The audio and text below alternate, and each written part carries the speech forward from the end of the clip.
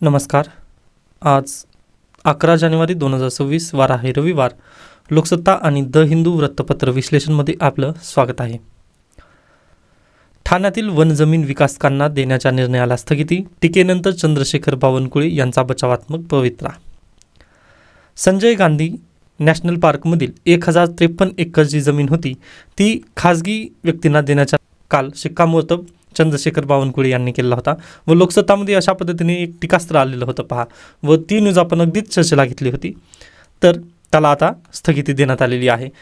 त्यानंतर पुढची बातमी, PMP मेट्रोचा प्रवास विनामूल्य, अजित पवार यांचे पुण्यात आश्वासन. काल पुणे महानगरपालिकेचे जे आश्वासन पुस्तिका असते त्यांनी मांडलेली आहे राष्ट्रवादी काँग्रेस पक्षातर्फे. मग त्यांच्या मार्फत जे आश्वासन आहेत ना, त्यामधील एक अतिशय महत्त्वाचं आश्वासन आहे, PMP आणि जे मेट्रो आहे त्याचा प्रवास पुण्यामध्ये मोफत देण्यात येणार आहे. मग हे काय आहेत PMP आणि मेट्रोचा प्रवास म्हटल्यानंतर हे पब्लिक ट्रान्सपोर्ट आहेत. पहा, पब्लिक ट्रान्सपोर्ट. आता कालच्या न्यूजपेपरमध्ये आपण एक डेन्मार्कची केस स्टडी पाहिली होती. डेन्मार्कच्या केस स्टडीमध्ये पण तिथे क्लीन एअर आहे किंवा क्लीन तिथे पोल्युशन आहे. सॉरी, पोल्युशन म्हणता येणार नाही, तिथं प्रदूषणच नाही आहे. ओके, म्हणजे तिथं सर्व काही असं एकदम नैसर्गिक पद्धतीने आहे पहा. व ते त्यांनी कसं अचीव केलेलं आहे, तर अशाच पद्धतीने काही गोष्टी करून पहा. मग आज घडीला आपण पुण्यामध्ये एकीकडे जर तुम्ही पाहिला तर ट्रॅफिकची समस्या आहेच. ओके, मग ट्रॅफिकची समस्या का होत असेल, तर अगदी पहा जे IT सेक्टरमधील जे काम करणारी मंडळी आहे किंवा जर अगदीच पहा जे शासकीय सेवेतील जे कर्मचारी आहेत त्यांच्यासाठी पण मग अगदीच त्यांना काय करावं लागतं पहा. ऑफिसला जर जायचं म्हटलं तर ते काय करतात, तर आपली स्वतःची गाडी घेऊन ते बाहेर निघतात. बरोबर आहे. मग गाडी जर स्वतःची घेऊन बाहेर पडलेत ना ते, तर अगदी प्रत्येकाची अशी गाड्या म्हटल्यानंतर पहा सर्वांची प्रत्येकाची एक गाडी, तर असं 100 जर गाड्या म्हटलं तर रस्त्यावर एकदाच जर 100 गाड्या आल्या तर अगदी रस्ता ब्लॉक होणारच. व आज सध्याला पुण्यामधील सिच्युएशन तीच आहे. बरोबर आहे. मग याला आपण काय करू शकतो, तर हे जे पब्लिक ट्रान्सपोर्ट आहेत ना, हे जर आपण फ्री केले तर अगदी प्रत्येक व्यक्तीनं आपापली स्वतःची गाडी काढून येणार नाही ना बाहेर. म्हणजे 100 पैकी 90 तरी किमान गाड्या कमी होतील. पहा, 90 तरी किमान गाड्या रस्त्यावरून कमी होतील व 90 जे व्यक्ती आहेत हे पब्लिक ट्रान्सपोर्टमध्ये होतील. मग आता इथं चॅलेंज काय आहे, PMP आणि मेट्रोचे जे फेरे आहेत ना ते वाढवावे लागतील मग. ओके, व असं जर केलात ना आपण तर ट्रॅफिकची समस्या पण सुटेल. त्यानंतर जे AQI इंडेक्स किंवा अगदीच आपला हवेचं जे प्रदूषण, जे कार्बन इमिशन वगैरे होतं त्याला पण आपण इथं आळा घालू शकतो. मग यासाठी हे जे आश्वासन देण्यात आलेलं आहे राष्ट्रवादी काँग्रेसकडून ते अतिशय बेस्ट आहे पहा. व अशाच पद्धतीची आश्वासनं याच्यापूर्वी किंवा आताही येवीत हीच अपेक्षा आपल्याला नक्की आहे.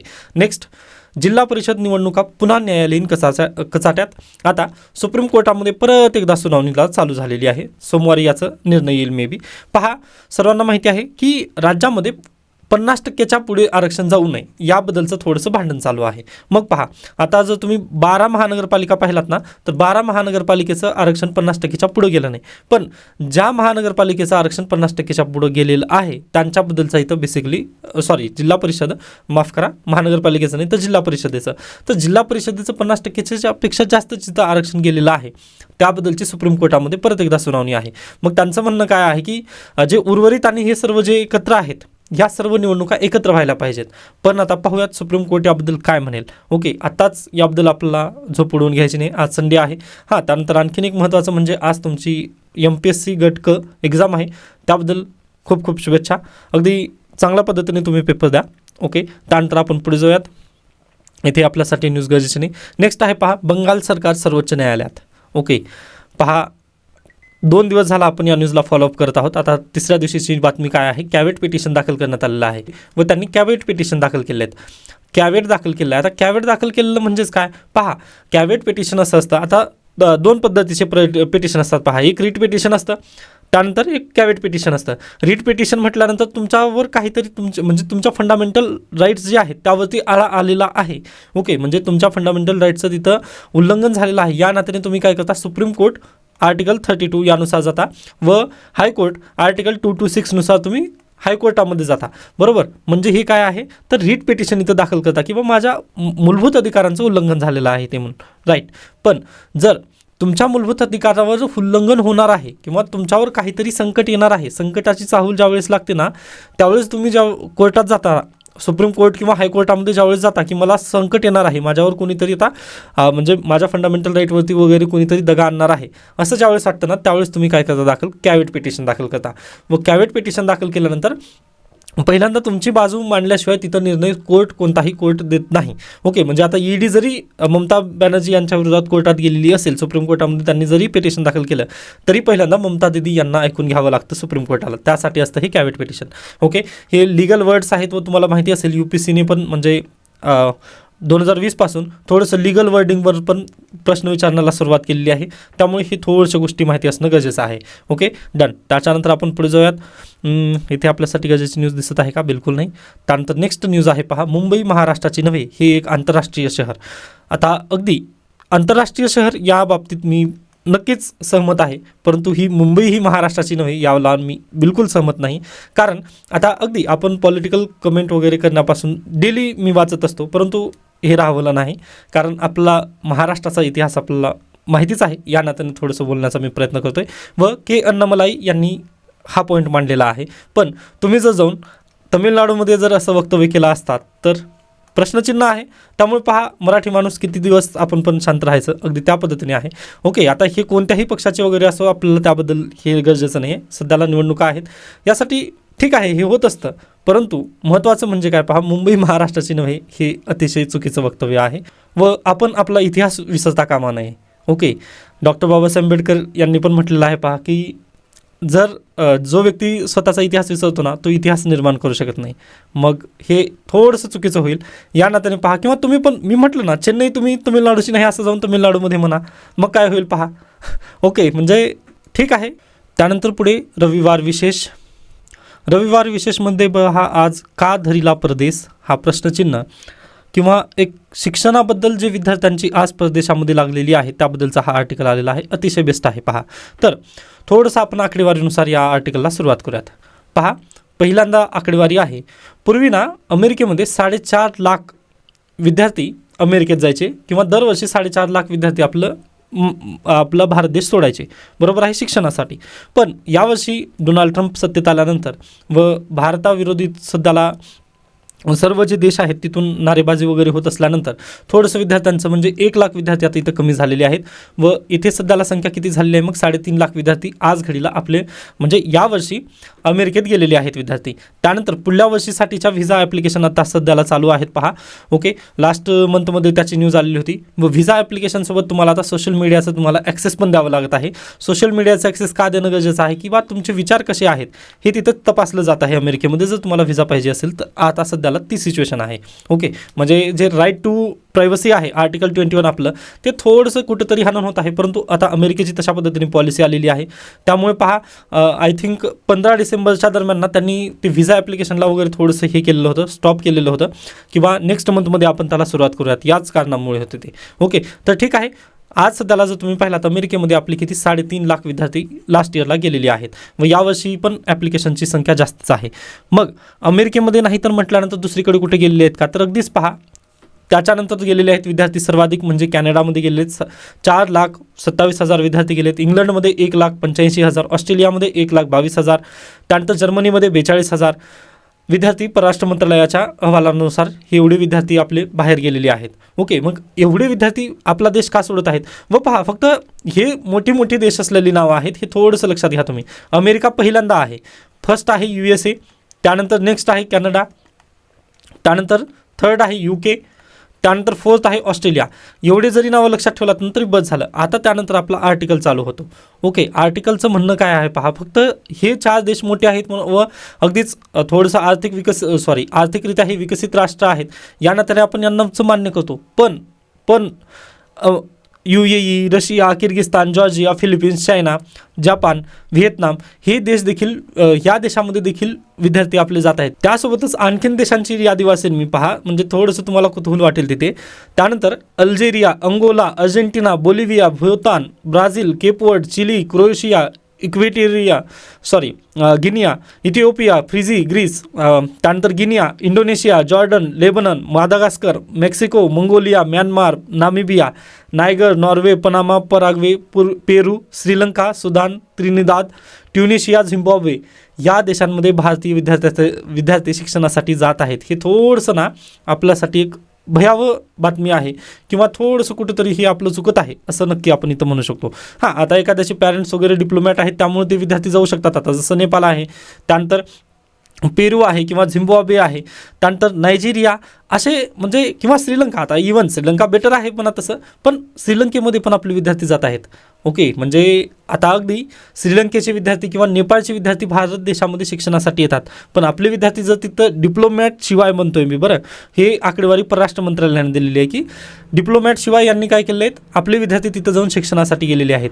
व पहा, आता ही पूर्वी काय व्हायचं पहा, फक्त संशोधनासाठी वगैरे जायचे पूर्वी विद्यार्थी, PhD साठी वगैरे जायचे दुसऱ्या देशामध्ये. पूर्वी विद्यार्थी शिक्षणासाठी PhD साठी म्हणजे रिसर्च वगैरे करण्यासाठी जायचे. आता रिसर्च करण्यासाठी तिकडे काय जायचे, तर आज घडीला तुम्ही महाराष्ट्राची पण ती सिच्युएशन पाहू शकता तुम्ही. महाराष्ट्रामध्ये पण PhDचे जे विद्यार्थी आहेत त्यांना फेलोशिप मिळत नाही आहे वेळेवरती. मग फेलोशिप जर मिळत नसेल वेळेवरती, तर मी चांगल्या पद्धतीने रिसर्च वगैरे करू शकणार आहे का? क्वालिटी रिसर्च तिथं होऊ शकत नाही पहा. त्यानंतर आपले जे विद्यापीठ आहेत त्यांचे जर्नल्स वगैरे आहेत का? तुम्ही अगदी आपल्या मराठवाड्यामधील जे विद्यापीठ आहेत त्यांची थोडंसं तुम्ही वेबसाईटला भेट द्या ना. त्या वेबसाईटवरती भेट दिल्यानंतर तुम्हाला जर्नल तिथं मिळणारच नाही आहेत. मग अगदी आपली रिसर्च त्या इंटरनॅशनल लेवलवरती पब्लिश होईल का? तर बिलकुल होणार नाही ना. म्हणजे रिसर्चला आपल्या देशामध्ये वावच नाही आहे, बिलकुल वाव नाही आहे. याच कारणानिमित्त विद्यार्थी पूर्वी पण पहा PhD साठी वगैरे USA ला जायचे, नक्कीच जायचे, त्यामध्ये गैर काहीही नव्हतं पहा. पण आज घडीला हे रिसर्चसाठी न जाता त्यांनी BAच्या पण पूर्वी म्हणजे पदवीच्या पूर्वीचं जे शिक्षण असतं म्हणजे उच्च शिक्षण ज्याला आपण म्हणतो 10वी-12वीचं जे शिक्षण आहे त्यासाठी पण विद्यार्थी आता दुसरीकडे जात आहेत, दुसऱ्या देशात जात आहेत. पूर्वी हे विद्यार्थी कॅनडाला जायचे, आता ते कॅनडाचं प्रमाण घटून आता UAEला चाललेले आहेत. UAEमध्ये ते विद्यार्थी जात आहेत. मग असं का झालेलं आहे? तर आपल्याला हे मान्य करावं लागेल की आपल्या देशाची जी शिक्षण व्यवस्था आहे त्यामध्ये खूप चेंजेस करणं गरजेचे आहेत. अन्यथा पहा, अगदी आपण म्हणजे नेपाळचे विद्यार्थी आपल्या देशामध्ये पूर्वी यायचे, आता त्यामध्ये पण घट झालेली आहे. लास्ट इयरला एक इन्सिडेंट झालेलं होतं, त्यावेळेस अगदीच आपण नेपाळच्या विरोधात वगैरे नारेबाजी केली की मग पहा अगदी हर्ट तिथं नक्कीच झालेले आहेत रिलेशन आपले, व परत ते आता तिकडे गेलेले आहेत. मग आपले विद्यार्थी तिकडे गेलेले, त्यानंतर चायना, आपण नक्कीच चायना विरोधी वगैरे म्हणत असतो, परंतु रियालिटीमध्ये पाहिलं तर आपले पण विद्यार्थी चायनामध्ये शिक्षणासाठी गेलेत. यामध्ये काहीही गैर नाही आहे, परंतु आपल्या विद्यार्थ्यांच्यावर ही समस्या का आली की आपलं देश सोडून दुसऱ्या देशामध्ये त्यांना शिक्षणासाठी जावं लागतं. यामध्ये नक्कीच कुठेतरी समस्या आहे. आपला अंतर्मुख होणं गरजेचं आहे की आपलं कुठं चुकलेलं आहे यावर थोडंसं आपल्याला काय करावं लागेल, स्वतःवरती काम करणं गरजेचं आहे. त्यावेळेसच आपण पहा नक्की स्वतःमध्ये बदल वगैरे घडवून आणू शकतो. आता मी म्हटलं ना तुम्हाला की 10वी-12वीच्या नंतर पदवीच्या शिक्षणाच्या पूर्वी देखील विद्यार्थी देश सोडून जात आहेत. याच्या पूर्वी भयावह अशा पद्धतीची सिच्युएशन आपल्या देशामध्ये आलीच नव्हती पहा. ओके, BA त्यानंतर BSc किंवा MA किंवा मास्टरसाठी वगैरे विद्यार्थी गेले होते आपले 10वी-12वीसाठी वगैरे किंवा अशा क्वालिफिकेशनसाठी विद्यार्थी आपले बाहेर पडले नव्हते, पण आता ते झालेलं आहे. ठीक आहे, तर ही आकडेवारी आणि हे थोडंसं गोष्टी तुम्हाला लक्षात ठेवायच्या आहेत. Okay, done. एवढे देश आपण लक्षात ठेवलो. त्यानंतर नेक्स्ट पहा, इथे राज्यातील आकडेवारी दिलेली आहे. आता यामध्ये तुम्हाला महाराष्ट्र थोडंसं लक्षात ठेवणं गरजेचं आहे. महाराष्ट्रातील 29,079 विद्यार्थी बाहेरच्या देशामध्ये शिक्षणासाठी गेलेले आहेत. 29,079 विद्यार्थी बाहेरच्या देशामध्ये शिक्षणासाठी गेलेले आहेत. आता हे कोणत्या देशात गेले हे आपल्यासाठी गरजेचं नाही, परंतु आंध्र प्रदेशमधील सगळ्यात जास्त विद्यार्थी गेले आहेत 35,000 व महाराष्ट्रातील 29,079 विद्यार्थी गेले आहेत. कारण इंटरव्ह्यूमध्ये ही जर आकडेवारी तुम्ही बोललात तर थोडंसं इम्प्रेशन चांगलं होतं की बहुना तुम्ही मेन्स आन्सर रायटिंगमध्ये पण हा जर इश्यू मांडलात की शिक्षणामध्ये आपल्याला थोडंसं काम करणं गरजेचं आहे, तर ते नक्कीच होतं. मग आता पहा, आपल्या देशामध्ये शिक्षणाचा सोयीसुविधा निर्माण करणं का गरजेचं आहे, तर तुम्हाला माहिती असेल, एकच मिनिटात थोडीशी ही आकडेवारी आहे, आकडेवारीनुसार जर बोललात ना तर ते कदाचित आपल्याला बेटर होईल. ओके, किंवा आपल्या देशाचा विद्यार्थी दुसऱ्या देशामध्ये गेल्यानंतर ते आपल्यासाठी चुकीचं आहे व दुसऱ्या देशासाठी फायदेशीर आहे, हे कसं ठरणार आहे ते पहा. तर 2013-14ला आपले जे विद्यार्थी गेले होते बाहेरच्या देशामध्ये गेल्यानंतर पहा, आपण आपले जे पॅरेंट्स आहेत ते आपल्या देशामधून त्यांना काय पैसे वगैरे पाठवत असतात, पॉकेट मनी वगैरे पाठवत असतात. मग अशा पद्धतीने त्या विद्यार्थ्यांवर, बाहेरच्या विद्यार्थ्यांवर केला गेलेला जो खर्च होता ना तो 29,000 कोटी रुपये होता. 29,000 करोड. ओके, 29,000 कोटी एवढा खर्च होता 2013-14मध्ये. तो आज घडीला जर तुम्ही पाहिलात ना तर आता 2023-24मध्ये हा जर खर्च पाहिलात तर तुम्ही पूर्वी 975 कोटी होतं फक्त. 2013-14मध्ये हे 975 कोटी होते, तर आता त्याला 29,000 कोटी एवढं खर्च झालेला आहे. 900 ते 29,000, 900 ते 1000मध्ये गेलेलं आहे आता हे आकडेवारी. मग 2013-14 पासून ते 2023-24मध्ये 10 वर्षामध्ये एवढी जास्त आकडेवारी तिथं वाढली आहे. म्हणजे बाहेरच्या देशामध्ये जे विद्यार्थी आपले गेले त्यांच्यावरती जो खर्च येत आहे आपल्याला तो 29,000 करोड रुपयाचा आहे. मग 29,000 करोड रुपयाचा जो खर्च आहे तो आपण कसा देतो बरं त्यांना, तर पहा आता परत इथं तोच रूल येतो आपला डेली बेसिसचा जो रूल आहे डॉलरचा, डॉलर आणि इकडे आहे रुपया. आता पहा आपले जे पाल्य आहेत किंवा जे विद्यार्थी आहेत ते अमेरिकेमध्ये गेले आहेत. मग अमेरिकेमध्ये गेलेला जो विद्यार्थी आहे त्याला आपल्याला काही डॉलरमध्ये पैसे द्यायचे आहेत. ओके, त्याला पॉकेट मनी द्यायची आहे. मग तो विद्यार्थी फक्त डॉलरच एक्सेप्ट करणार आहे तिथे, बरोबर आहे. मग आपण काय करतो, RBI पासून किंवा SBIच्या ऑफिसमध्ये गेल्यानंतर आपण तिथं रेमिटन्स वगैरे त्या पद्धतीने पाठवायचं आहे. म्हणून काय करतो तुम्ही SBIमध्ये जाऊन तिथं रुपया जमा करता व ते ट्रान्झॅक्शन स्वरूपात तिथे कुठं डॉलरमध्ये त्यांना मिळणार आहे. मग पहा आपल्याकडे डॉलरची मागणी तर वाढणार आहे, कारण आपल्या विद्यार्थ्यांना आपल्याला काय द्यायचं आहे, डॉलरमध्ये द्यायचं आहे. डॉलर ही करन्सीची मागणी वाढेल आपल्या देशामध्ये व आपल्याकडे डॉलरचं मागणी वाढल्यानंतर पुरवठा आहे का आपल्याकडे डॉलरचा, तर बिलकुल नाही. याच कारणानिमित्त मागणी वाढली व पुरवठा कमी झाला म्हटल्यानंतर रुपयाचं तिथं मूल्य घटणार आहे का, तर बिलकुल यस, रुपयाचं मूल्य तिथं घटलेलं आहे व डॉलरची मागणी वाढली. मग अगदीच पहा पूर्वी जो रुपया 60 रुपये होता तो आता 90 रुपये याच कारणानिमित्त झालेला आहे. यासाठीच अगदी आपल्या देशामध्ये ज्या शिक्षणाच्या सोयीसुविधा आहेत त्यामध्ये आपण बेस्ट आपण नक्की करू शकलो असतो, पण ते होऊ शकलं नाही. या कारणानिमित्त आपले जे विद्यार्थी आहेत ते दुसऱ्या देशामध्ये जात आहेत. त्यानंतर पहा आता दुसऱ्या देशाचे विद्यार्थी आपल्या देशात आले तर आपल्यासाठी हे बेटर असेल. मग जे डॉलर आहे ते विद्यार्थी डॉलर घेऊन येतील आपल्या देशामध्ये व रुपया आपला म्हणजे डॉलर जर आले आपल्याकडे तर पहा ही जी मागणी जास्त आहे डॉलरची व पुरवठा जे कमी झालेला आहे तो पुरवठा आपल्याला स्टेबल ठेवता येईल व जे डॉलर = 60 रुपये जे होतं पूर्वी ते किमान 75 रुपये तरी एवढं नक्की राहिलं असतं. $1 = 75 रुपये ते राहिलं असतं, परंतु ते झालं नाही. का झालं नाही, तर परकीय जे विद्यार्थी आहेत ते आपल्या देशामध्ये शिक्षणासाठी येतच नाही आहेत. ओके, मग त्यासाठी नेमकं कारण काय आहे, तर आपल्या भारत देशामध्ये जी रवैया सध्याला चालू आहे ते एक त्याचं प्रमुख कारण आहे. जसं मी याच्यापूर्वी म्हटलं की सगळ्यात जास्त विद्यार्थी आपल्या देशामध्ये शिक्षणासाठी कुठून येत असतात, नेपाळमधून यायचे. पण आपण त्यांच्यासोबत थोडंसं आपला झगडा वगैरे त्या पद्धतीने झालं की मग पहा नेक्स्ट टाईमपासून नेपाळचे जे विद्यार्थी आहेत त्यांच्यामध्ये पण संख्या घटायला लागली व आता अगदीच त्यांच्याकडे भरपूर ऑप्शन आहेत. जसं की आपलं कोणतं चायना आहे. ओके, त्यानंतर आता अगदीच श्रीलंका पण घेऊ शकता तुम्ही. त्यानंतर ऑस्ट्रेलिया आहे. ऑस्ट्रेलियामध्ये तर बेटर शिक्षणाच्या सोयीसुविधा आहेत. ओके, मग अशा पद्धतीने ते विद्यार्थी पण दुसरीकडे जाण्यासाठी वगैरे प्रयत्न तिथं शोधत आहेत. त्यानंतर पूर्वी बांगलादेशमधून पण आपल्या देशामध्ये बांगलादेशमधून पण आपल्या भारत देशामध्ये विद्यार्थ्यांची संख्या भरपूर यायची पूर्वी. पण आता सध्याला पहा बांगलादेशसोबत पण आपलं थोडंसं खटास निर्माण झालेली आहे. मग नेक्स्ट इयरमधून बांगलादेशचे पण विद्यार्थी आपल्या देशामध्ये येणार नाही शिक्षणासाठी. त्यानंतर अफगाणिस्तान, आता अफगाणिस्तानचे रिलेशन आपले परत पूर्वसारखे होत आहेत, ही एक चांगली गोष्ट आहे. मग या नात्याने पहा आपला रिलेशन तिथं डिप्लोमॅटिकली सुधारणं गरजेचे आहेत. त्यानंतर अगदीच अमेरिकेसोबत पण तीच सध्याला इश्यू चालू आहे पहा, कारण आपल्या देशातील जे विद्यार्थी आहेत त्यांना अगदीच सोयीसुविधा मिळाव्यात. त्यानंतर रिसर्चसाठी पण तिथे जाणं गरजेचं आहे. मग त्यासाठी आपला फ्री ट्रेड ॲग्रीमेंट जर झाले तर आपलं जे रुपयाचं अवमूल्यन वगैरे तिथं होत आहे ना ते कदाचित आपण पण कमी तिथं नक्की केलं जाऊ शकेल.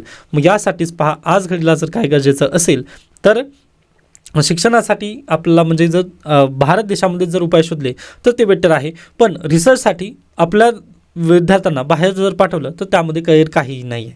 फक्त 10वी-12वी किंवा पहा पदवीच्या पूर्वचं जे शिक्षण आहे, उच्च शिक्षण ज्याला आपण म्हणू, ते शिक्षणासाठी जर विद्यार्थी बाहेर जात असेल तर आपल्याला परत एकदा तेच चौकशी करणं गरजेचं आहे की असं का होत आहे, विद्यार्थी आपले देश सोडून का जात आहेत. व पहा ते एकदा देश सोडले ना तर ते परत वापस येण्याचे चान्सेस खूप नगण्य असतात.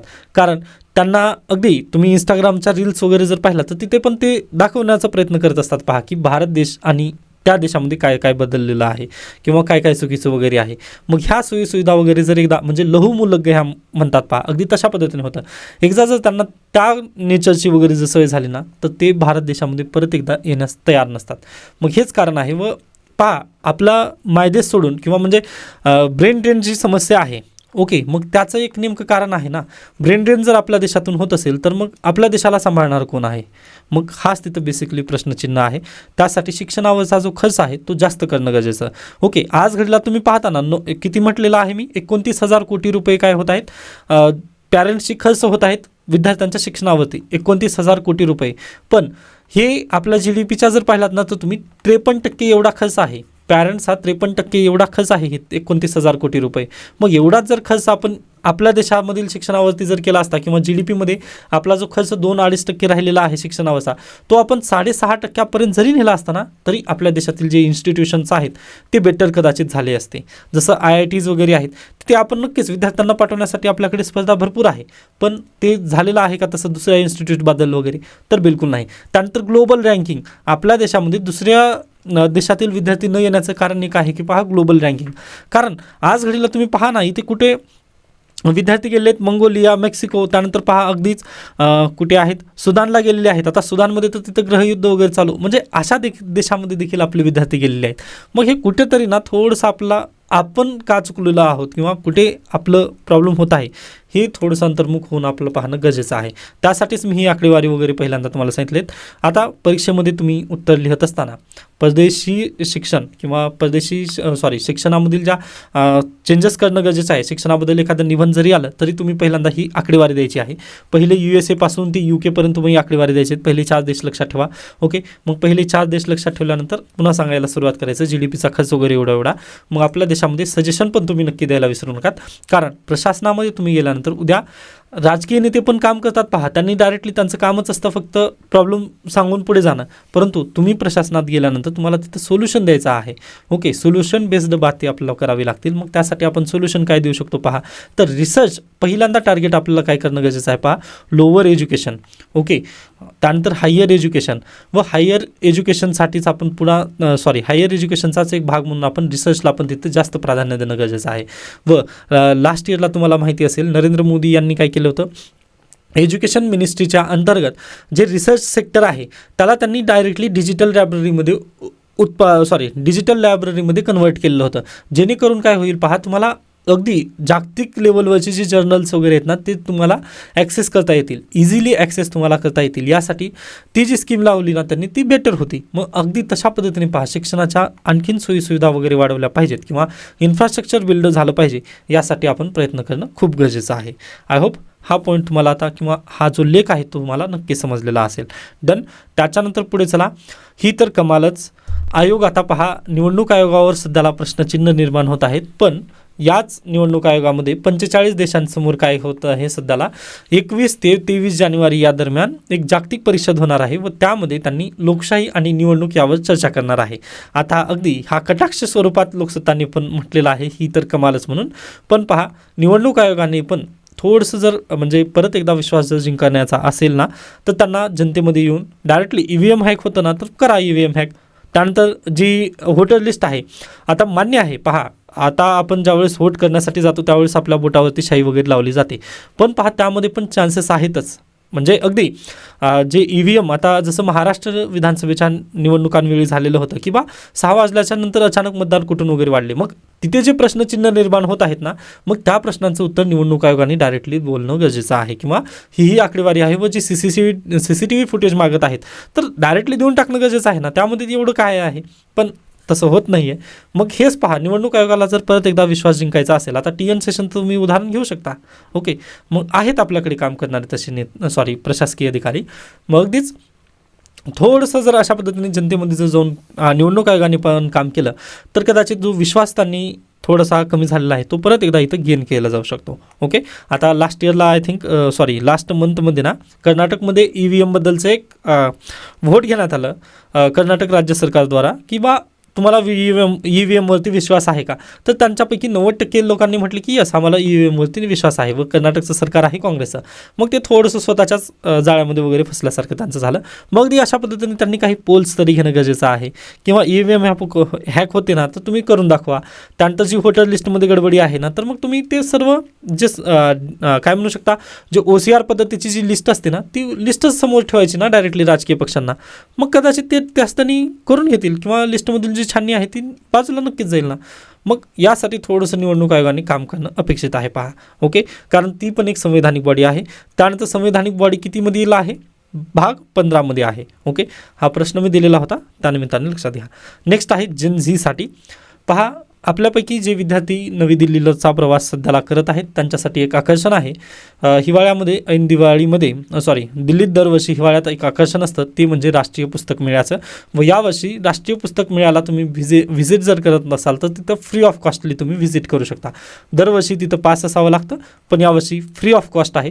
त्यामुळे जे विद्यार्थी नक्कीच दिल्लीच्या प्रवासामध्ये वगैरे आहेत किंवा जाणार आहेत त्यांनी राष्ट्रीय पुस्तक मेळाव्याला नक्की जाऊन या.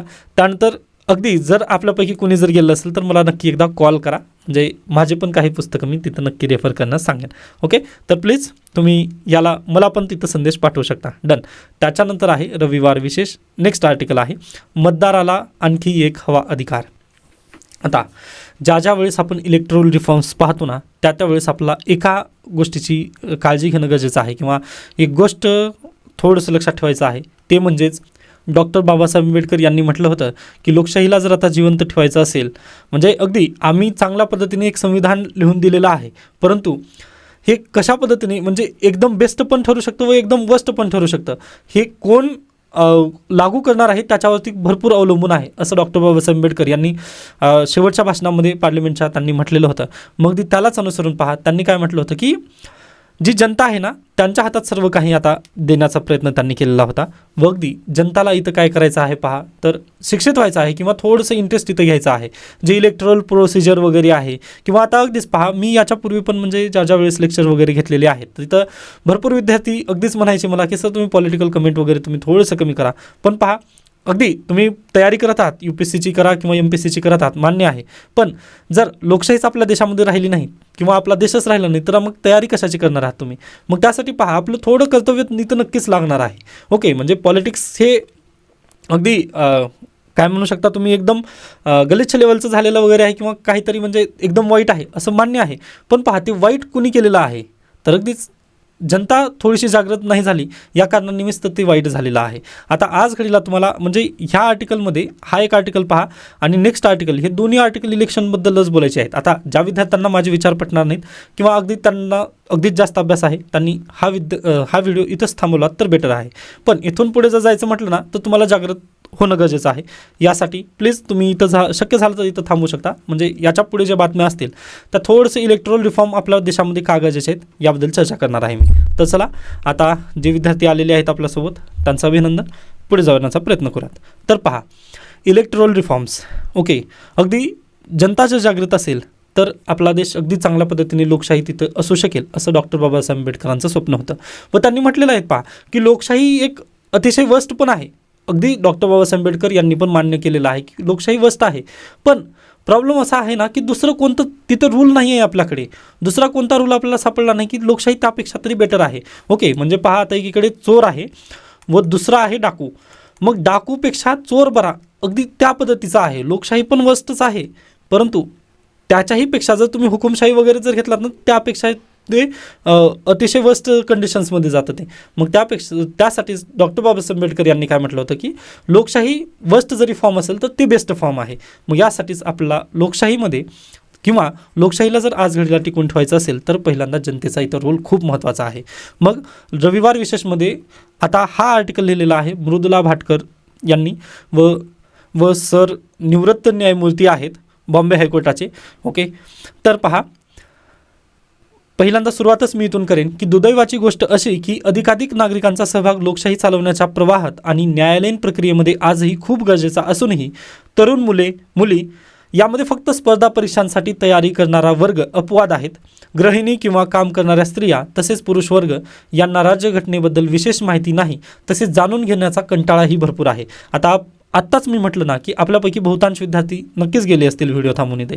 मग त्याचं नेमकं कारण आहे पहा की राज्यघटनेमध्ये किंवा इलेक्शन जी प्रोसिजर आहे त्यामध्ये हे राहिला नाही आहे, रस वगैरे राहिला नाही आहे विद्यार्थ्यांना. मग त्याचं नेमकं कारण काय आहे, तर अगदी आपल्या मनावर बिंबवलं गेलेलं आहे की राजकारण वाईट आहे, पॉलिटिक्स वाईट.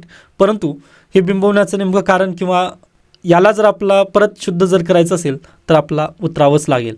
ओके, म्हणजे एखादी रस्ता आहे तो अस्वच्छ झालेला आहे, तर त्या रस्त्याला परत एकदा स्वच्छ जर करायचं म्हटलं तर आपला हातात झाडू घ्यावाच लागतो व त्यानुसारच रस्ता तिथं स्वच्छ होतो. ॲटोमॅटिकली तो रस्ता स्वच्छ होत नाही.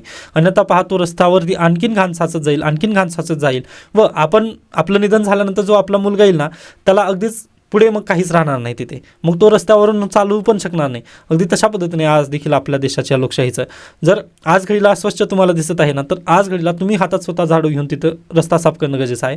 अन्यथा पुढची जी पिढी येणार आहे त्या पिढीला असं वाटू नये की हा रस्ता तर म्हणजे इथं काहीच नाही आहे. व आत्ताच आपण आकडेवारी पाहिली ना की विद्यार्थी डायरेक्टली जात आहेत अमेरिकेला, ओके, व डोनाल्ड ट्रम्प सध्याला तिथं बसून आहेत, म्हणजे ते थोडेसे हेच करत आहेत, मै करो सो कायदा. आता अगदी तशा पद्धतीने म्हणजे आज भारताबद्दल काय तर बोलायचं, उद्या दुसरं कोणत्या देशाबद्दल, आय थिंक काल ग्रीनलँडबद्दल वगैरे बोललेत. मग हे चुकीचं आहे ना. मग यासाठी आपली मातृभूमीला सोडून आपण जाणं हे चुकीचं. मग यासाठीच थोडंसं या आर्टिकलची चर्चा होणं गरजेची आहे. डन. तर पहा, आता आपल्या देशामध्ये असं नाही आहे की इलेक्टोरल रिफॉर्म झालेले नाही आहेत, तर अगदीच झालेले आहेत. त्यासाठी पहिली संस्था येते ADR, association for democratic reforms. पहा, ज्या वेळेस मी पॉलिटिक्स शिकवत असतो त्यावेळेस ADRचं नाव येणार. प्लीज हे नाव लक्षात ठेवा, असोसिएशन फॉर डेमोक्रेटिक रिफॉर्म्स. यावर्षी UPSC पण प्रश्न विचारू शकते, कारण लास्ट इयरला सप्टेंबर महिन्यामध्ये जगदीप छोकर सरांचं निधन झालेलं आहे व ADRचे संस्थापक ते होते व त्यांनी अतिशय बेस्ट काम केलं आहे आपल्या देशामध्ये लोकशाही टिकून ठेवण्यासाठी. Okay, ADR. आता पहा, भारत देशाचे संविधान केव्हा बनलेलं आहे, अगदीच पहा 1946 पासून ते 1949पर्यंत त्यामध्ये कामकाज सुरू झालं व 1950ला आपल्या भारत देशाच्या संविधानाची अंमलबजावणी चालू झाली. बरोबर आहे. मग 1950च्या पूर्वीची जर नेते मंडळी पाहिलात तुम्ही किंवा संविधान सभेमध्ये जे बसणारे व्यक्तिमत्व होते ते अगदीच पहा एकदम काय म्हणू शकता, एक साधू संत टाईप वगैरे होते. त्यांच्याकडे काही लाभ वगैरे तसं काहीच नव्हतं, बरोबर, किंवा त्यांच्यावरती काही क्रिमिनल केसेस वगैरे बिलकुल नव्हत्या. मग त्यांनी काय केलं पहा, की जे त्यांच्या नजरेतून त्यांनी राजकारण वगैरे पाहिलं व त्यांनी म्हटले भारतीय संविधानाला त्यांनी तशाच पद्धतीने नमूद केलेलं आहे. पहा, किंवा 1951 आणि 50चा जो पीपल्स रिप्रेझेंटेशनचा कायदा आहे त्यामध्ये पण त्यांनी म्हटलं होतं, म्हणजे त्यांनी सिम्पल वर्डिंग वगैरे केली होती की जर भ्रष्ट वगैरे जर असेल तरच त्याला तुम्ही बाजूला वगैरे करू शकता, असं त्यांनी म्हटलं होतं. परंतु त्याच्या पुढे जाऊन त्यांनी कोणत्या गोष्टी केल्या तर वगैरे याबद्दल चर्चा केली होती का त्यांनी? तर नाही, कारण त्यांना वाटलं होतं की असं होणारच नाही आपल्या देशामध्ये. ओके, म्हणजे आता तुम्ही एका चष्मातून पहा, तुम्ही जर मी चांगला असेल ना तर मी पुढच्या व्यक्तीला चांगलाच म्हणेल, व मी जर वाईट असेल ना तर पुढच्या व्यक्तीला पण मी वाईटच नजरेतून पाहण्याचा प्रयत्न करत असेल ना. मग इथं पण तसंच झालं होतं. पहा, आपले जे कॉन्स्टिट्यूशनचे जे फ्रेमर्स होते ना त्यांनी काय पहा अगदी एकदम सुस्वच्छ होते. त्यांच्या नजरेतून त्यांनी पॉलिटिक्स किंवा आपल्या देशाचं जे पुढचे जे आमदार खासदार वगैरे येणार आहेत त्यांना तसं पाहिलं होतं. त्यांना वाटलंच नव्हतं किंवा क्रिमिनल्स वगैरे आपल्या देशाला चालवण्यामध्ये क्रिमिनलचा हात असेल असं त्यांना कधी वाटलंच नव्हतं. म्हणून त्यांनी अगदी 1950चा कायदा, लोकप्रतिनिधी कायदा 1950 आणि 1951 या दोन्हीमध्ये तशा पद्धतीने काहीच नमूद वगैरे त्यांनी केलं नव्हतं. पण 1970च्या नंतर पहा क्रिमिनलायझेशन ऑफ पॉलिटिक्स खूप वाढलं. आता अगदी त्याला जर समजायचं म्हटलं तर आपण काय करूयात, एक वेबसाईटवरती भेट देऊयात. ओके, तुम्ही पण स्वतः नक्कीच हे चेक करू शकता. आता यामध्ये myneta.info या वेबसाईटवरती तुम्ही चला. या वेबसाईटवरती आल्यानंतर पहा इथे स्टेट असेंब्लीज तुम्ही पाठवू शकता. मग इथे आपलं जायचं आहे महाराष्ट्र. कुठे आहे महाराष्ट्र? हां, इथे महाराष्ट्र आहे. पहा, मग मे बी लेटर डोनेशन्स. आता पहा आता 2024ची इकडे आकडेवारी देण्यात आलेली आहे. तर पहा, क्रिमिनल केसेस असणारे जे खासदार आहेत आपल्या देशामध्ये सध्याला 2024च्या लेटेस्ट आकडेवारीनुसार पहा तर 251 म्हणजे 46% जे खासदार आहेत ते काय आहेत, त्यांच्यावरती क्रिमिनल केसेस आहेत. ओके, क्रिमिनल केसेस असणारे 246 खासदार आज घडीला सत्तेत आहेत. व तुम्हाला जर नोकरी पाहिजे म्हटलं तर तुम्हाला भेटतच नाही. क्रिमिनल केस जर तुमच्यावर एकदा झाली ना, FIR जर फाटली ना, नाही होऊ शकत, तुम्हाला ती भेटत नाही. पण त्यांना नक्की आहे. त्याच्यानंतर आणखीन एक आयरनी पहा तुम्ही, विथ सिरियस क्रिमिनल केसेस. यापैकी 251 पैकी 170 ना त्यांच्यावरती मर्डर, रेप अशा पद्धतीचे चार्जेस असणारे 170 लोक आहेत, 170 खासदार आहेत. वा. त्यानंतर करोडपती MPs आहेत 504 आणि वुमन MPs आहेत फक्त 74. त्यामुळे महिला उमेदवारांची संख्या तिथं वाढवणं गरजेचं आहे. हेच नेमकं कारण त्याचं होतं. अन्यथा पहा, आणखीन एक जर महत्त्वाचं जर विशेष बाब इथं बोलायची म्हटली तर 1950 किंवा अगदी आपलं भारतीय संविधानचं जेव्हा संविधान सभा बसली होती त्यामध्ये पण महिलांचं प्रमाण अगदी जास्त होतं. ओके, त्यामुळेच पहा अगदी तेव्हा तत्कालीन फेमसला वगैरे असं वाटलं नाही की पुन्हा महिलांची संख्या वगैरे इथं घटेल, पण तुम्ही जर पुन्हा पाहिलात ना तर महिलांची संख्या खूप ड्रास्टिकली चेंज झालेली आहे. म्हणजे महिलांचं तिथं रिप्रेझेंटेशन आलं नव्हतं. मग यासाठीच पहा म्हणजे पहा जर कॉन्स्टिट्यूशन फेमसला जर असं तिथं नक्कीच नमूद झालं असतं की बाबा महिलांची संख्या उद्या पुरुषांनाच काबीज वगैरे केली असती व अगदी महिलांना इथं प्राधान्यच देण्यात येणार नाही असं जर त्यांना तेव्हा लक्षात आलं असतं ना, तर त्यावेळेसच आपल्या भारतीय संविधानामध्ये तिथं कायद्यामध्ये नमूद झालं असतं महिलांसाठी रिझर्वेशन लोकसभा आणि विधानसभेमध्ये नमूद केलं असतं. परंतु त्यांच्या नजरेतून सर्व चांगलंच होतं ना, आपला भारत देश संपूर्ण चांगला होता. आज पद्धतीने पहा ना तुम्ही किती आहेत क्रिमिनल केसेस, 251 जे खासदार आहेत त्यांच्यावरती क्रिमिनल केसेस आहेत. असं त्यांना वाटलं होतं का किंवा आपण जे संविधान बनवत आहोत किंवा आपण जे पार्लमेंट आता येणार आहे तिथे 251 हे क्रिमिनल केसेसवाले वगैरे व्यक्ती येतील, तर ते त्यांना बिलकुल नव्हतं माहिती, पण ते झालेलं आहे. व महिलांची संख्या आज देखील पण ही कमी आहे, पण 74 आहे, ही कमी आहे, तरी देखील आज घडीला ही सर्वात जास्त आहे. ओके, तर हा पॉईंट लक्षात ठेवा. त्यानंतर आपल्याला जायचं आहे महाराष्ट्राबद्दलच्या विधानसभेचं थोडंसं चर्चा करायची आहे, कारण मला महाराष्ट्र विधानसभेमधील जे क्रिमिनल केसेस वगैरे आहेत त्याबद्दल थोडंसं दाखवायचा प्रयत्न करतो मी. आता पहा इथून तुम्ही तुमच्या जिल्ह्यानुसार किंवा तुम्ही तुमच्या कॉन्स्टिट्युएन्सीनुसार पाहू शकता. आता इथं पहिल्यांदाच अचलपूरचे उमेदवार आहेत, त्यांच्यावरती 4 क्रिमिनल केसेस आहेत. म्हणजे अगदी हार्डली 1-2 व्यक्ती दिसतील तिथं 0 केसेस तुम्हाला दिसतील, बाकी अगदी सगळ्यांच्यावरती पहा क्रिमिनल केसेस आहेत. हे जे रेड आहे ना ते क्रिमिनल केसेस आहेत. ओके, त्यामुळे लक्षात ठेवा. पहा तुम्ही म्हणजे खूप हे आहे, भयावह परिस्थिती आहे. क्रिमिनलायझेशन ऑफ पॉलिटिक्स असा जर परीक्षेला प्रश्न आला ना तर तुम्हाला आकडेवारी इथूनच घ्यायची आहे. ओके, ज्यावेळेस मी पॉलिटिक्सचे लेक्चर्स घेईल ना त्यावेळेस तुम्हाला हे सर्व सांगणार आहे, आन्सर रायटिंग वगैरे कशा पद्धतीने करायची वगैरे. ओके, तर नेमकं हेच इश्यू आहे इथं बेसिकली. त्यामुळेच मी म्हटलं ना की रस्ता अस्वच्छ झालेला आहे, तर आता आपल्याला स्वतःच्या हातात झाडू घेऊनच हा स्वच्छ करावा लागेल रस्ता. ओके, तर हे एक कारण आहे. मग आय होप थोडंसं लय तुटली. तर पहा 1951ला आपलं किंवा संविधानचे जे फ्रेमर्स होते त्यांना माहिती नव्हतं की असं पण आपल्या देशामध्ये होईल. मग यासाठी पहा त्यांनी काही नमूद केलं नव्हतं आपल्या लोकप्रतिनिधी कायदा 1951मध्ये. मग त्याला अनुसरून सुप्रीम कोर्टामध्ये ADRची केस गेली. मग ADR ही NGO आहे, असोसिएशन फॉर डेमोक्रॅटिक रिफॉर्म्स, यांनी एक केस टाकली. पहा सुप्रीम कोर्टामध्ये PIL दाखल केली त्यांनी. PIL दाखल करत त्यांनी म्हटले की आपल्या भारत देशामध्ये ज्या वेळेस निवडणुका वगैरे होत आहेत ना त्यावेळेस जे क्रिमिनल केसेस आहेत, आता एखादा व्यक्ती आहे पहा, हा उमेदवार आमच्या वॉर्डमधून वगैरे उभा राहिलेला आहे, पण ह्या व्यक्तीवर किती क्रिमिनल केसेस आहेत हे मला माहितीच नाही आहे, किंवा या व्यक्तीकडे किती संपत्ती आहे हे पण मला माहिती नाही आहे. मग ही संपत्ती आणि ही जे ह्याच्या विरोधात जे क्रिमिनल केसेस आहेत ना हे मला माहिती असावं, यासाठी पहिल्यांदा आपल्याला लढा द्यावा लागला सुप्रीम कोर्टामध्ये. कारण 1950 आणि 1951च्या कायद्यामध्ये हे काहीही देण्यात आलं नव्हतं की त्या व्यक्तीजवळ संपत्ती किती आहे, तो व्यक्ती कोण आहे, कुठून येतो, काय त्याचं आधार कार्ड, हे काहीही पूर्वी काहीच माहिती नव्हतं. पहा, कारण आपले जे फ्रेमर्स होते ते खूप इनोसंट होते, त्यांच्या नजरेतून हे सर्व चांगलं होतं. परंतु जसं जसं 1970चा कालखंड ओलांडला त्यानंतर क्रिमिनल्स आपल्या राजकारणामध्ये आले व संपूर्ण काय म्हणू शकता क्रिमिनल्स तिथं भरल्यानंतर मग लगेच ADR या संस्थेने एक PIL दाखल केली सुप्रीम कोर्टामध्ये व PILचा निकाल लागला. पहा 2 मे 2002मध्ये. तर पहा 2 मे 2002 रोजी सुप्रीम कोर्टाने ADR versus union of India UOI हे लक्षात ठेवा, प्लीज केस स्टडी लक्षात ठेवा. ही 2002चा हा रूल आहे. या नियमानुसार किंवा या जजमेंटनुसार सुप्रीम कोर्टाने निवडणूक आयोग आणि पार्लमेंटला आदेश दिले की नेक्स्ट टाईम ज्यावेळेस सिलेक्शन होतील, म्हणजे 2004मध्ये ज्यावेळेस सिलेक्शन होतील त्यावेळेस तुम्हाला काय करायचं आहे, जो व्यक्ती तिथं उभा राहत आहे, जो कॅन्डिडेट त्या कॉन्स्टिट्युएन्सीमधून उभा राहत आहेत ना त्याचे क्रिमिनलचे डिटेल्स, त्याच्याजवळ आलेली संपत्ती, ह्या सगळ्यांचं तिथं विवरण तुम्हाला देणं बंधनकारक करण्यात आलं. व हे आर्टिकल कोणतं लागलं तर आर्टिकल लागलं इथं 19. आर्टिकल 19नुसार तुम्हाला संपूर्ण अभिव्यक्ती स्वातंत्र्य आहे व त्याच स्वातंत्र्यानुसार तुम्हाला राईट टू नो याचा पण अधिकार आहे, म्हणजे त्याबद्दलची माहिती पण मिळवणं गरजेचं आहे. कारण ज्यावेळेस हा व्यक्ती निवडणुकीला थांबतो त्यावेळेस हा व्यक्ती प्रायव्हेट व्यक्ती न राहता तो काय होतो, पब्लिक व्यक्ती होतो, म्हणजे पब्लिक प्रॉपर्टीसाठी तो येतो. बरोबर आहे. त्यामुळेच पहा, आता तुम्ही अदानी किंवा अंबानी यांची संपत्ती विचारू शकत नाही. ओके, आर्टिकल 19 वगैरे तसं तिथं लागू शकत नाही, कारण तो प्रायव्हेट एंटिटी आहे. पण तुमच्या तुमच्या जवळचे जे आमदार खासदार वगैरे आहेत त्यांच्यावरती तुम्ही डायरेक्टली विचारू शकता की त्यांच्याजवळ टोटल ॲसेट्स वगैरे किती आहेत. आता इथं पहा संग्राम जगताप यांच्याबद्दलचे ते देण्यात आलेलं आहे. ग्रॅज्युएट आहेत, त्यांच्यावरती एक क्रिमिनल केस आहे व 14 करोड त्यांचे असेट आहेत व लायबिलिटीज आहेत त्यांचे 3 करोड.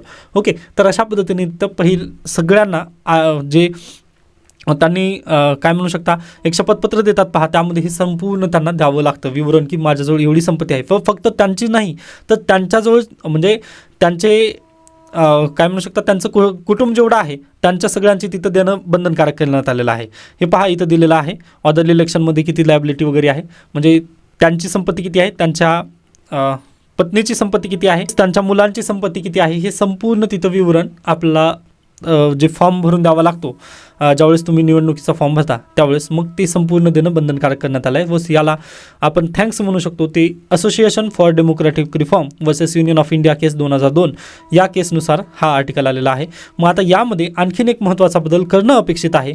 तो बदल म्हणजे पहा, या व्यक्तीने जी संपत्ती कमवलेली आहे, जो आपला MLA आहे किंवा जो आपला MP आहे, त्या व्यक्तीकडे एवढी संपत्ती कुठून आली किंवा 5 वर्षामध्ये त्या व्यक्तीची संपत्ती अगदीच चौपट तिप्पट होते. आता अगदीच ज्यावेळेस महाराष्ट्र विधानसभेचं इलेक्शन होतं पहा, त्यावेळेस अशोक चव्हाण यांच्याबद्दलची पण तसंच एक ही झाली होती. म्हणजे पूर्वी एका म्हणजे त्यांच्याजवळ जी मालमत्ता होती ना त्यांची किंमत खूप कमी होती किंवा जास्त काहीतरी होती. मग त्यावर अनुसरून एक केस आली होती, पण त्याला आता मला थोडंसं रिकॉल करता येत नाही, सॉरी फॉर दॅट. पण तसं झालेलं होतं. म्हणजे त्यांची संपत्ती जी आहे ना ती दुप्पट तिप्पट वाढू शकते, पण तुमची संपत्ती वाढणार नाही आहे. म्हणजे एका वर्षामध्ये तुम्ही वाढू शकत नाही आपली संपत्ती, पण त्यांची संपत्ती का वाढत आहे. मग यासाठी पण आज घडीला आर्टिकल 19चा तिथं उपयोग केला जाऊ शकतो पहा. व इलेक्ट्रोल बॉन्डच्या केसमध्ये पण आर्टिकल 19नुसार तुम्हाला इलेक्ट्रोल बॉन्डमध्ये कोणत्या पार्टीने किती पैसे घेतलेत हे संपूर्ण सुप्रीम कोर्टाने दाखवण्याचा प्रयत्न केला होता. तेच आहे fundamental right article 19. I hope हा पण आर्टिकल 19 तुम्हाला समजला आहे. व आता परीक्षेमध्ये जर प्रश्न आला की इलेक्ट्रोल रिफॉर्म्स होणे का गरजेचे आहेत, तर तुम्ही हे संपूर्ण इथं पॉईंट्स लिहू शकता. व पहा याची जी PDF आहे ना ही मी नक्कीच टाकण्याचा प्रयत्न करेन, कारण हे संपूर्ण गरजेचं आहे. व हे प्लीज लक्षात ठेवा. व शक्य झालं ना तर तुमच्या शब्दांमध्ये ना ह्याची मांडणी करा. ओके, तुमच्या शब्दांमध्ये याची संपूर्ण मांडणी करा, म्हणजे तुम्हाला या आर्टिकलमधून काय काय समजलं आहे, इलेक्ट्रोल रिफॉर्म्स का होणं गरजेचे आहेत, असा जर प्रश्न आला तर तुम्ही हे उत्तर लिहा, बघून लिहा, परंतु तुमच्या शब्दात लिहिण्याचा नक्की प्रयत्न करा. ओके, तर हा एक महत्त्वाचा. पण मी बोलत काय होतो पहा, की जो MP MLA आहे तो 5 वर्षासाठी जर निवडून आला ना तर त्याच्या संपत्तीमध्ये दुप्पट तिप्पट तिथं वाढ होत आहे. मग तो व्यक्तीने संपत्ती कुठून जमा केलेली आहे किंवा त्याचे सोर्सेस काय आहेत हे आज घडीला आपल्याला माहिती होत नाहीत. मग त्यासाठी पण सुप्रीम कोर्टामध्ये सध्याला PIL दाखल झालेली आहे पहा. ओके, मग पाहूयात त्या केसमध्ये पण काय होतील गोष्टी. कारण EDR, त्यानंतर दुसरी एक आहे पहा PUCL, people's union for civil liberties. आणखीन एक आहे case Lok Prahari versus union of India, यांच्यामार्फत सध्याला इलेक्टोरल रिफॉर्म्सच्या केसेस वगैरे लढल्या जातात. मग हे संपूर्ण होत असताना आपण पण जागृत होणं गरजेचं आहे पहा. कारण लोकप्रतिनिधी ही कायदेमंडळात बसणारी सत्तास्थानी असणारी मोठी व्यक्ती आहे. त्यामुळे तिचे चरित्र, नीतिमान व विश्वासार्हता हवे. हा कायद्यातील बदल अत्यावश्यक, अन्यथा सत्ता म्हणजे पैसा मिळण्याची खाण अशी वर्तणूक फोफावली आहे, त्यास पायबंद बसेल. मात्र यासाठी लोकांचा जागर असणं खूप गरजेचं आहे. त्यानंतर नेक्स्ट आहे पहा बिनविरोध लाव विरोध आवश्यक. आता मागच्या आठवड्यामध्ये ज्यावेळेस बिनविरोधबद्दल चर्चा करण्यात आली होती त्यावेळेस मंत्री महोदयांनी म्हटलं होतं की बिनविरोधमध्ये काय चुकतं. ओके, लोकशाहीनं तर बिनविरोधला काही म्हटलंच नाही ना, असं त्यांनी म्हटलं होतं. पण मी म्हटलं ना, तेव्हाचे जे आपले नेते होते किंवा जे संविधानचं ज्यांनी फ्रेम केलेलं आहे आपलं संविधान, ते खूप इनोसंट होते. त्यांनी त्यांच्या चष्म्यातून पाहिलं होतं की बाबा असा आपले जे राजकीय नेते असतील असं करणार नाहीत, त्यांनी एका पक्षातून दुसऱ्या पक्षामध्ये उडी वगैरे मारणार नाहीत असं त्यांना वाटलं होतं. पण ज्यावेळेस खऱ्या अर्थाने इम्प्लिमेंटेशन भारतीय संविधानाचं चालू झालं त्यावेळेस आपल्याला लक्षात काय आलं तर म्हणजे त्याच्या विरोध सध्याला होत आहे. मग त्यामुळे त्यांनी बिनविरोधबद्दल चर्चा केली नव्हती. मग आज घडीला त्याची चर्चा होणं गरजेचं आहे. मग आता इथं पण तसंच पहा, हे संपूर्ण पॉईंट मी हायलाईट केलेले आहेत. याची जी PDF असेल ना ती मी नक्की पवन निलेवाडवरती टाकेन पहा. म्हणजे इन्स्टिट्यूटचं जे टेलिग्राम चॅनल आहे ना तिथं आपण टाकू शकणार नाही, कारण तिथं कॉपीराईट प्रॉब्लेम येतो. ओके, पण मी आपल्या टेलिग्रामवरती हे नक्की टाकण्याचा प्रयत्न करेन. कारण ठीक आहे, मी नक्की मी माझ्या टेलिग्रामवरती हे टाकण्याचा प्रयत्न करेन. तर प्लीज UPSC MPSC डिस्क्रिप्शन बॉक्समध्ये जी लिंक आहे ना त्यामधून हे तुम्ही डाउनलोड करून घेऊ शकता. पहा, मी नक्कीच टाकेन. व याला तुम्ही तुमच्या शब्दामध्ये लिहा, बिनविरोधला विरोध आवश्यक का आहे हे मी हायलाईट केलेलं आहे पॉईंट सगळे, तर हे प्लीज तुम्ही वाचून घ्या, कारण आता अगदीच 1 तास झालं मी रेकॉर्डिंग करतोय. त्याला आता कटछाट वगैरे केल्यानंतर हे 30-40 मिनिटापर्यंत नक्की येईल. डन. त्याच्यानंतर पुढे लोकसत्ता पुन्हा मूव्ही रिव्ह्यू आहेत, स्किप करू शकता. नेक्स्ट आहे आजचं द हिंदू. द हिंदूमध्ये पण अगदीच 1-2 बातम्या आहेत, त्यानंतर आपण थांबूयात. ही पहा, आपण बातमी पाहिलेली आहे, कॅवेट पिटिशन दाखल केलेलं आहे. डन. पुढे चला. नेक्स्ट आहे पहा, Tamil Nadu. Stalin urges Modi to consult state before finalising caste enumeration rules for census. 2027मध्ये डिजिटल सेन्सस आपली होणार आहे. मग त्या सेन्ससच्या पूर्वी जे नियम असतील ते एकदा राज्यासोबत कन्सल्ट करा, असं स्टॅलिन यांचं म्हणणं आहे. ठीक आहे, आपण पाहूयात सेन्सस ज्यावेळेस येईल त्यावेळेस. ओके. त्यानंतर पुढे आज हे आहे पहा, काय म्हणू शकता तुम्ही, संडे आहे. संडेमुळे आज एडिटोरियल पेज नसतं द हिंदूमध्ये, ती आपल्यासाठी चांगली गोष्ट आहे. मग आता ही शेवटची बातमी पहा, consider Romeo Juliet clause in POCSO supreme court. आता याला पण थोडक्यात मी चर्चा करण्याचा प्रयत्न करेन, कारण लास्ट इयरला 2023मध्ये कर्नाटक हायकोर्टमध्ये एक केस गेली होती पहा. कर्नाटक हायकोर्टमध्ये केस गेली होती पॉस्कोची. ओके. त्यामध्ये पहा, मुलाचं वय होतं 17 मुलाचं वय होतं पहा 18 व मुलीचं वय होतं 16. ओके. मग या दोघांचं प्रेमसंबंध होतं व त्या प्रेमाला मुलीची तिथं सहमती होती, परंतु पॅरेंट्सनी काय केले, मुलाला डायरेक्टली तिथं पॉस्को कायद्यानुसार जेलमध्ये टाकले. त्यांनी म्हटले की सेक्शुअल असॉल्ट झालेलं आहे मुलीचं, व असं म्हणत डायरेक्टली मुलाला त्यांनी जेलमध्ये तिथं टाकले. व पॉक्सकोचे रूल्स तुम्हाला माहिती आहेत की तिथं डायरेक्टली चौकशी पुन्हा केली जाते, पहिल्यांदा तुम्हाला जेलमध्ये टाकलं जातं. मग या बेसिसवर जमानतसाठी किंवा बेलसाठी हा मुलगा गेलेला होता कर्नाटक हायकोर्टमध्ये. मग कर्नाटक हायकोर्टामध्ये हे संपूर्ण प्रकरण बाहेर आल्यानंतर व मुलीला त्यावेळेस विचारण्यात आलं की कन्सेंट होतं का तुम्हाला, म्हणजे मुलाबद्दल तुम्हाला कन्सेंट आहे का, तर त्यांनी म्हटले यस, माझी सहमती आहे मुलाला. मग त्यावेळेस लगेच कर्नाटक हायकोर्ट आहे त्याने एक निर्देश दिले होतं पहा सेंट्रल गव्हर्नमेंटला की तुमचं काही विचार आहे का की पॉस्को कायद्यामध्ये वय कमी करण्याबद्दलचं, कारण आज घडीला जे मुलं आहेत ती वयाच्या 16व्या वर्षी वयात येत आहेत, त्यामुळे ते जे 18 वय आहे ते तुम्ही 16 वर्ष करावं असं शिफारस कर्नाटक हायकोर्टाने वगैरे केली होती. पण लगेच सेंट्रल गव्हर्नमेंटकडून उत्तर आलं की नाही, आम्ही त्यामध्ये फेरफार किंवा चेंजेस करणार नाही.